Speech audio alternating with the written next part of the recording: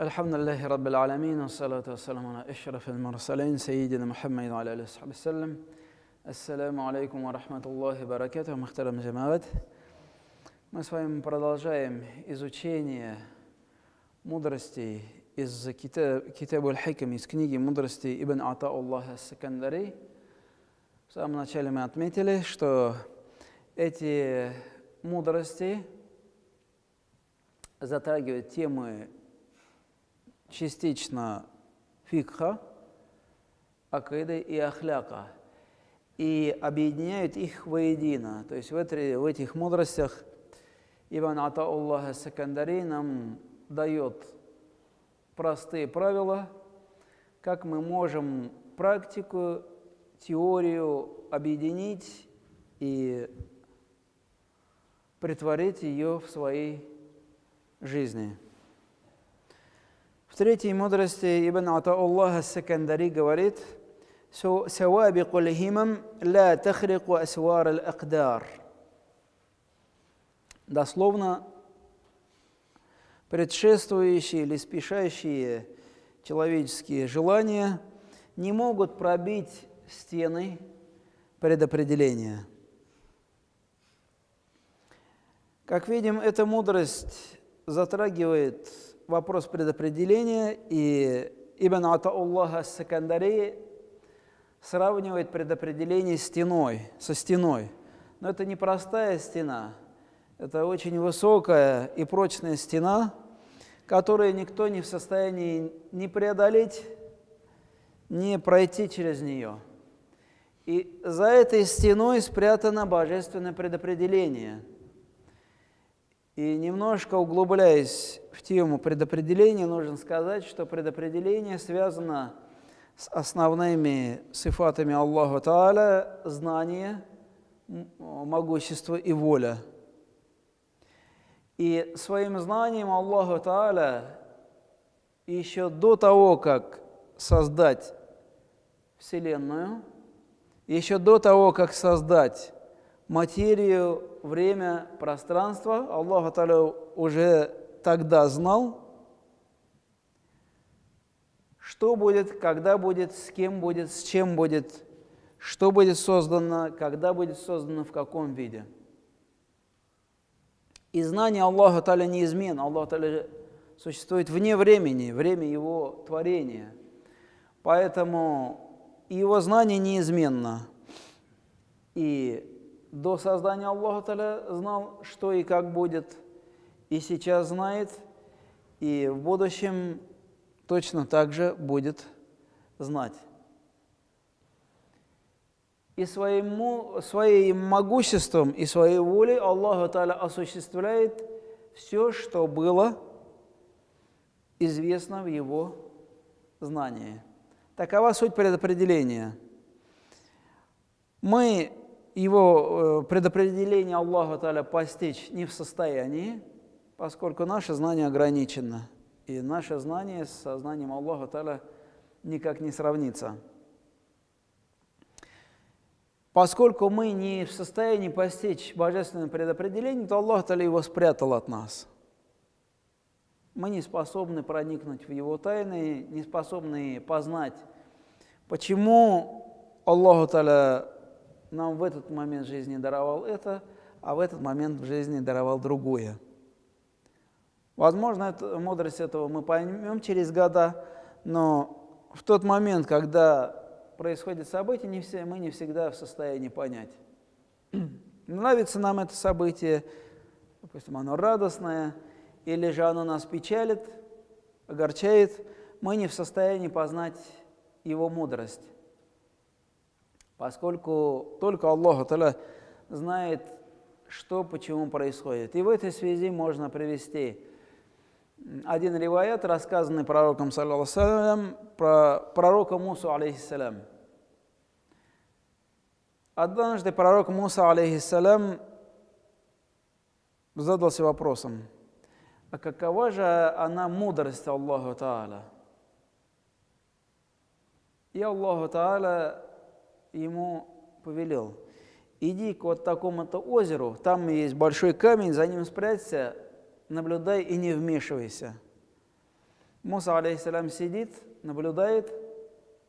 Сначала к озеру подъезжает богатый человек в роскошных одеждах на дорогой лошади, слезает с лошади, попил немножко воды, отдохнул и уехал, но забыл мешочек с деньгами.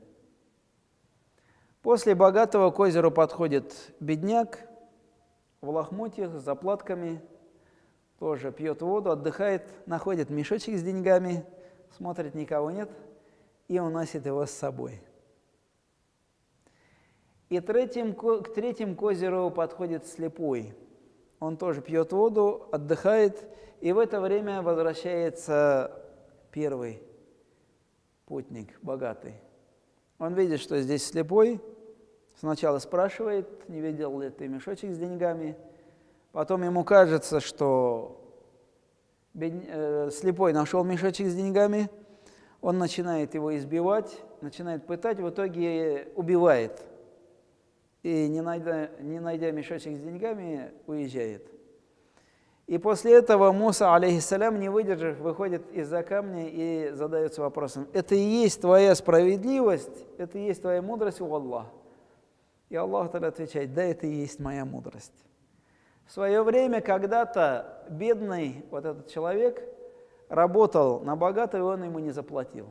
Я ему таким образом вернул то, что он заработал. И много лет назад отец вот этого, или вот этот слепой, убил отца богатого.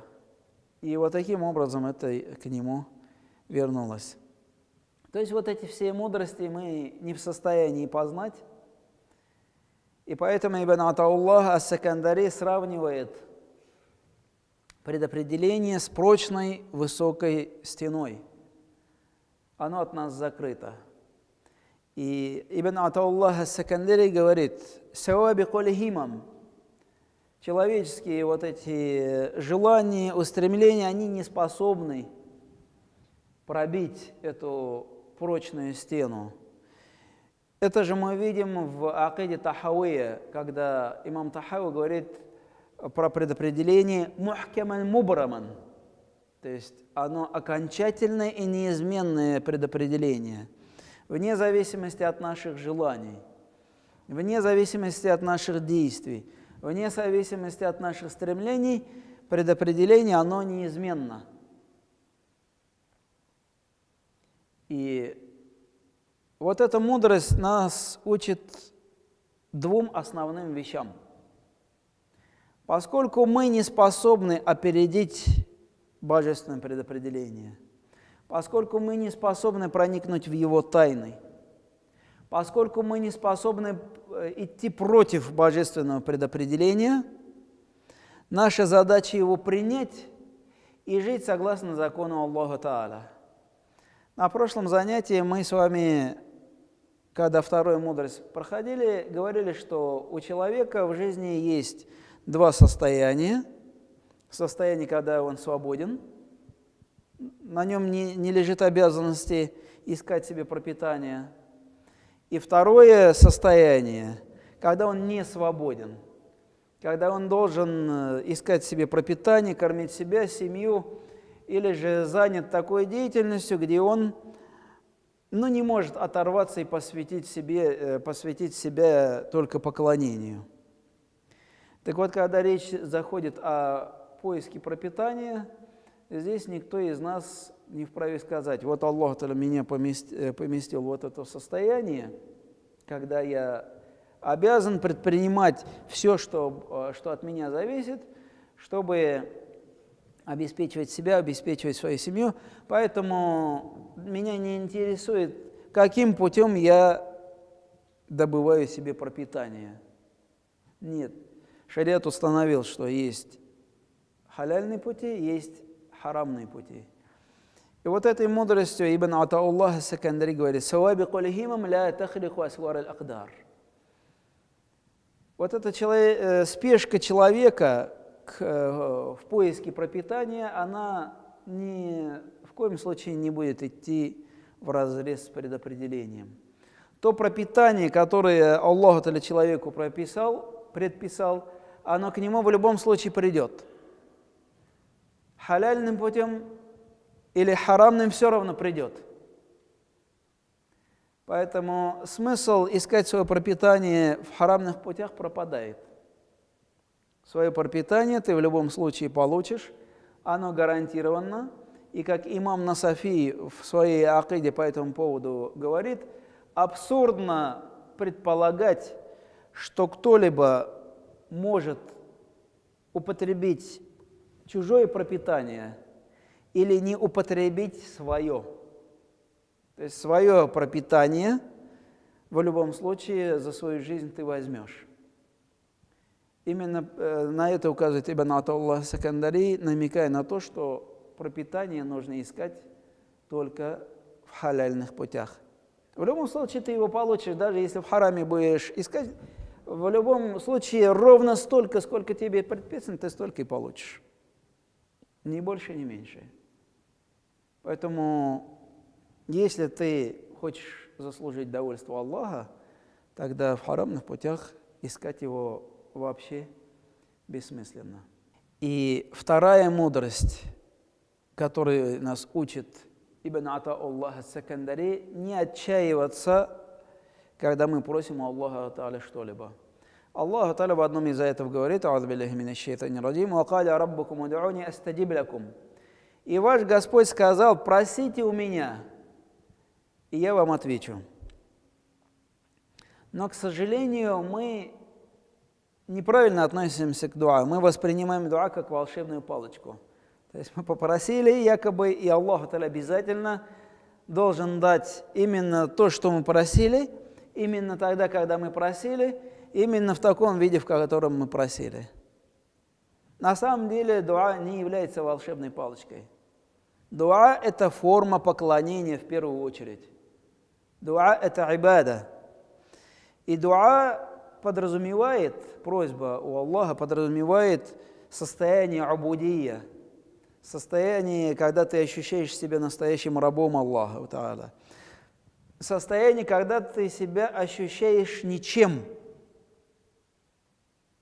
Вот это состояние лежит в основе дуа. То есть состояние крайней нужды. Без этого дуа делать бессмысленно. Без этого дуа превращается в какие-то фразы, которые мы языком произносим автоматически, и все, на этом все заканчивается. На самом деле, чтобы наш дуа, наша просьба, обращенная к Аллаху Та'аля, была настоящей, сначала мы должны ощутить вот эту нужду в Творце. В том, что мы никто, мы даже меньше пылинки в этой вселенной. И мы во всех своих деяниях, даже в одном единственном вдохе, в одном единственном движении пальцем нуждаемся в поддержке Аллаха Та'аля. И только придя вот в это духовное состояние, можно делать дуа. То есть дуа просит тот, кто нуждается. Но в то же время нужно помнить, что Аллах Та'аля, обладая абсолютным знанием, лучше знает, что для нас является благом, а что для нас является злом. Именно поэтому на дуа есть много форм ответа. Мы попросили, Аллах Та'аля может дать и мгновенно. Мы попросили, Аллах Та'аля может дать через некоторое время. Мы попросили, Аллах Та'аля может заменить чем-то другим. Мы попросили, Аллах Та'аля может уберечь нас от какой-то беды. И последним мы попросили, Аллаху Та'аля может заменить нам благо этого мира благом мира последующего. То есть Аллах Та'аля не обязан нам давать именно то, что мы просили. Возможно, оно не является для нас благом. И в этой связи следует вспомнить хадис, в котором рассказывается о сподвижнике, который был очень беден. Настолько беден, что у них с женой на двоих была одна одежда. Он приходил в мечеть пророка саллаллаху на обязательную молитву фард, потом сразу после молитвы спешил домой, чтобы отдать одежду своей жене и дать ей возможность совершить молитву. И вот однажды он пришел к пророку саллаллаху и попросил: «О посланник Аллаха, попроси для меня у Аллаха Тааля богатства». И пророк саллаллаху ответил: «Для тебя лучше будет потерпеть». Этот человек удалился, но через некоторое время снова вернулся к пророку саллаллаху и снова повторил свою просьбу. Пророк саллаллаху ему снова сказал: «Для тебя терпение лучше». Снова прошло сколько-то времени, сколько-то дней, недель, может быть, месяцев, и этот сподвижник третий раз пришел к пророку саллаллаху. Просьба была та же самая. И тогда пророк саллаллаху сказал: «Я сделаю за тебя дуа, но для тебя все-таки лучше было потерпеть». Пророк саллаллаху сделал дуа, и постепенно этот человек начал богатеть. Его животные, верблюды, бараны начали плодиться и начали отнимать у него больше времени. Он перестал появляться на обязательных намазах, приходил только на джум'а. И вскоре на джум'а его тоже стало не видно. Он перестал появляться на пятничных намазах. Прошло некоторое время, и пророк саллаллаху послал к нему сборщиков закята. Он им отказал. И когда сборщики закята вернулись к пророку саллаллаху, пророк саллаллаху сказал: «Теперь, даже если он сам принесет закят, вы у него не принимаете». Это настолько жесткое наказание получил этот человек. И, как видим, в данном случае богатство ему не принесло счастья. Точно так же любая вещь, которую мы просим у Аллаха Тааля, мы не знаем, является ли она для нас благом или злом. Но это не говорит о том, что не нужно просить у Аллаха Тааля какие-то мирские материальные блага. Аллах Тааля в Коране нам об этом четко и ясно сказал: «Вакаля раббукум уд'уни астаджиб лякум». Просите у меня, я вам отвечу. И ярким примером такого дуа является дуа тоже из Корана. Аллах Тааля сам нас учит этот дуа делать. «Раббана атина фид дунья хасанта ва фил ахирати хасана». «О Аллах, даруй мне благо в этом мире и в последующем». То есть Аллах говорит: просите и для этого мира, и просите для последующего тоже. Для обоих миров просите. Поэтому, да, для этого мира тоже нужно просить. Но нужно понимать, что Аллах Тааля не обязан нам давать именно то, что мы попросили, именно тогда, когда мы попросили, и именно в том виде, в котором мы попросили. Как видим, вот эта мудрость